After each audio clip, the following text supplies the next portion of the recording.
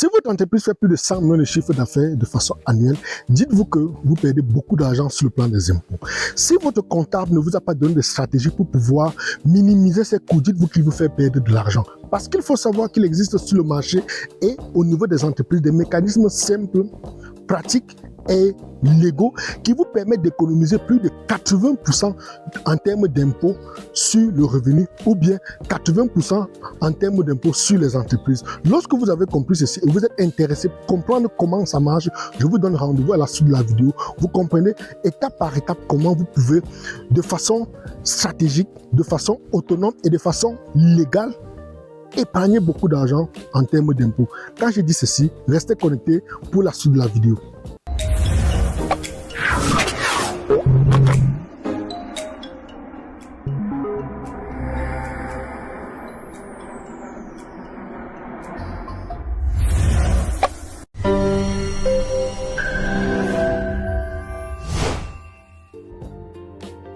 Les amis, bonjour, bienvenue dans cette vidéo. C'est un immense plaisir pour moi de vous avoir. J'espère que vous allez bien. Pour ceux qui le savent, nous sommes en ce moment en congé. Je suis au village, je suis venu me ressourcer. C'est la raison pour laquelle probablement vous entendez des petits bruits, vous entendez des perturbations parce que l'environnement n'est pas propice pour pouvoir faire une vidéo sécurisée. Quand je vous dis ceci, soyez indulgents avec tout ce que vous pourrez prendre, comprendre tout au long de la vidéo. Je disais à l'entame de cette vidéo que si vous faites plus de 100 millions de chiffres d'affaires de façon annuelle et vous payez les impôts de la même manière que vous le faites depuis longtemps, dites-vous que vous perdez beaucoup d'argent. Je prends un exemple très simple que vous puissiez bien comprendre les questions. Quand vous arrivez dans notre écosystème, on va aller dans le cas d'une entreprise telle que Total dans la majorité des pays africains. Voilà une entreprise qui est carrément basée sur le continent africain, mais est-ce que ces entreprises paient les impôts de la même manière que vous payez sur le plan local? Probablement non.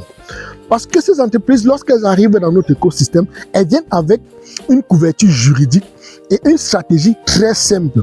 C'est l'une des raisons pour lesquelles vous verrez que quand dans un pays il y a une crise, la majorité des chancelleries vous diront toujours de préserver les intérêts nationaux.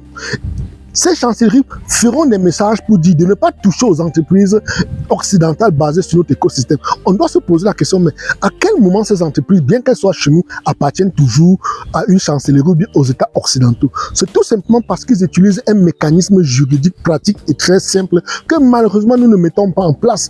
Un mécanisme qui fait en sorte que l'entreprise basée sur le plan local est une entreprise fille et celle basée sur le plan international ou bien en Occident, c'est la maison mère ou l'entreprise mère. C'est le même mécanisme que nous devions absolument mettre sur pied pour protéger nos intérêts. Et qu'est-ce qu'ils font lorsqu'ils ont ce genre de mécanisme? L'entreprise qui est basée sur le plan local parfois peut se retrouver en train de payer moins de 10% en termes d'impôts. Pourtant, elle génère plus d'argent. Vous me direz probablement qu'il y a des accords qui existent entre ces entreprises et nos gouvernants. Ça, c'est vrai. Parfois, avant qu'une entreprise ne s'installe sur un territoire, il y a des accords, on fait des rabattements sur le plan fiscal, mais c'est une période, c'est entre 3 et 5 ans en fonction du pays. On ne peut pas faire un rabattement ad vitam aeternam. Et lorsque vous avez compris ceci, vous allez retenir que lorsque ces entreprises s'installent, la clé réside au niveau du mécanisme mis sur pied, la forme juridique choisie par ces entreprises. C'est pourquoi elles vont toujours venir s'installer sur le plan local et avoir la maison mère là-bas. Ça sous-entend que l'entreprise qui est basée sur le plan local appartient à la société qui est basée en Occident. C'est l'une des raisons pour lesquelles les autres pays occidentaux connaissent cela et ils font toujours l'effort de rappeler de ne pas toucher leurs entreprises sur le plan local. Certains vont se dire parfois que quand on parle des entreprises, les entreprises basées sur le plan local, c'est parce qu'il y a des occidentaux. Ok, non, détrompez-vous. Quand vous irez dans une entreprise, le plus important à savoir, c'est qu'il existe deux entités sur le plan juridique. Il y a la personne physique qui est une personne comme moi et il y a la personne morale. Donc, l'entreprise qui est créée en Occident avec une filiale en Afrique, on constitue deux personnes morales. Et qui dit personne morale dit juridiction ou dit cadre juridique totalement séparé. Ce n'est pas les personnes qu'on protège, c'est l'entreprise parce qu'elle est une personne morale. Donc, lorsque j'ai dit ceci, vous allez comprendre pourquoi la majorité de ces entreprises, lorsqu'elles s'installent, prennent toujours soin d'avoir leur maison mère en Occident ou dans le pays des fondateurs, des créateurs, et venir sur le plan local, créer une filiale et chercher des actionnaires sur le plan local qui viendront mettre de l'argent afin de faire grandir l'entreprise. Pour dire que lorsqu'ils arrivent sur le marché local, ils arrivent uniquement avec la technologie et la forme juridique. Et les actionnaires se retrouvent sur le plan local. Et maintenant, vous comprenez automatiquement que je suis en train de parler des mécanismes de holding. C'est pourquoi la majorité de ces entreprises, lorsqu'elles s'installent chez nous, sont généralement en forme de holding. La maison mère en Occident, la filiale ou la société fille est sur le continent africain. Une fois que la société fille fait des bénéfices, on dit n'importe quoi, elle peut faire un bénéfice de 100 milliards annuels et elle s'arrange à envoyer peut-être 90 milliards à la maison mère sous forme de prestations de services. Et il ne reste que 10 milliards sur place, et c'est sur les 10 milliards qui sont considérés comme le bénéfice pour l'entreprise locale, et ensuite on va leur demander de payer les impôts. Vous comprenez qu'elle se retrouve en train de payer moins de 10% en termes de bénéfices, ou bien elle paie moins de 10% sur son bénéfice, et c'est des mécanismes simples que malheureusement de grosses entreprises chez nous ne savent pas le faire.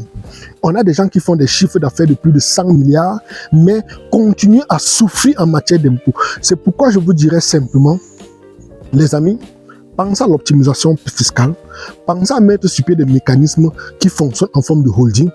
Vous avez, par exemple, une entreprise qui fait dans le BTP, une autre qui fait dans l'imprimerie, une autre qui fait peut-être dans le digital, une autre qui fait dans le marketing. Toutes ces entreprises, au lieu de les regrouper dans une seule, vous vous arrangez à les segmenter en plusieurs blocs et par la suite, vous allez créer une entreprise au-dessus qui gère toutes ces entreprises qui sont considérées comme les entreprises filles. Et une fois que toutes les entreprises vont faire des profits, ces entreprises renverront le profit ou bien le bénéfice à la maison mère ou à la holding qui est tout au-dessus. Et c'est comme ça que le montant que l'entreprise locale ou l'entreprise fille va déclarer au niveau des impôts est pratiquement 10%. Et c'est tout à fait légal. Mais malheureusement, on se retrouve avec des gens qui ont plusieurs entités dans leur boîte. Et toutes ces entreprises, toutes ces entités font de l'argent. Et qu'est-ce qu'ils font? Ils cumulent tout ça, ils calculent les impôts et ils vont reverser. Pourtant, une holding simple, c'est une solution légale, pratique et économique.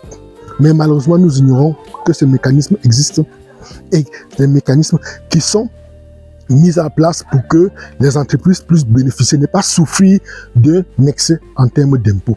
J'espère que vous avez compris ceci et prenez soin de mettre sur pied ces mécanismes parce que c'est des choses qui existent, des choses qui sont autour de nous, mais malheureusement, nous ne connaissons pas. Il faut noter qu'à partir de 2026, nous allons changer notre cible. On s'adressera aux entreprises qui vont parler qui génèrent plus de 2 milliards en termes de chiffre d'affaires. Parce qu'on a compris que toutes ces entreprises ont besoin de notre expertise, mais malheureusement, se retrouvent en train de tourner en rond, perdre beaucoup d'argent. C'est l'une des raisons pour lesquelles je vous dirais que si vous avez suivi cette vidéo, je vous donne une occasion unique et exceptionnelle de nous retrouver, de rentrer dans notre réseau d'intermédiaires financiers qui se met sur pied à travers le monde. En cliquant sur le lien qui figure dans le descriptif de cette vidéo et profitez de notre Black Friday qui a été lancé depuis un moment. Ça vous donnera l'occasion de non seulement appartenir au plus grand réseau d'intermédiaires financiers au monde, avoir accès à mon carnet d'adresses, avoir accès à mon contact direct ou des recommandations. Ensuite, avoir plus de 1500 entreprises de notre base de données qui vous permettront de faire des affaires à travers le monde sans faire beaucoup d'efforts. Ceci dit, la formation en elle-même n'est pas le véritable problème. Mais ce que vous gagnez le plus, c'est mon carnet d'adresse. Un carnet d'adresse que j'ai pris plus de 20 ans pour le construire. Ça vous fait épargner 20 ans de votre vie. C'est l'une des raisons pour lesquelles je vous dirais, si vous avez compris la nécessité qu'il y a à appartenir à ce réseau, surtout ce réseau extrêmement élitiste et très fermé, cliquez rapidement sur le lien qui figure dans le descriptif de cette vidéo, où vous pouvez nous joindre via WhatsApp au plus 237 698 68 45 97. Si vous voulez me parler directement, vous pouvez le faire exclusivement sur Telegram via mon numéro de Singapour au plus 65 91 94 20 30. J'espère que vous avez aimé. N'oubliez surtout pas de mettre le petit pouce bleu, de partager, de commenter et nous dire ce que vous en pensez. Est-ce que vous saviez de quoi était question lorsqu'on parlait des holdings? Est-ce que vous connaissez les holdings autour de vous? Est-ce que vous avez pris l'initiative de pouvoir lancer une holding? Sachez qu'il ne faut pas toujours avoir plus de 100 millions pour avoir une holding. Même avec à petite échelle, vous pouvez lancer votre holding. Je vous aime. À bientôt. À la FIA.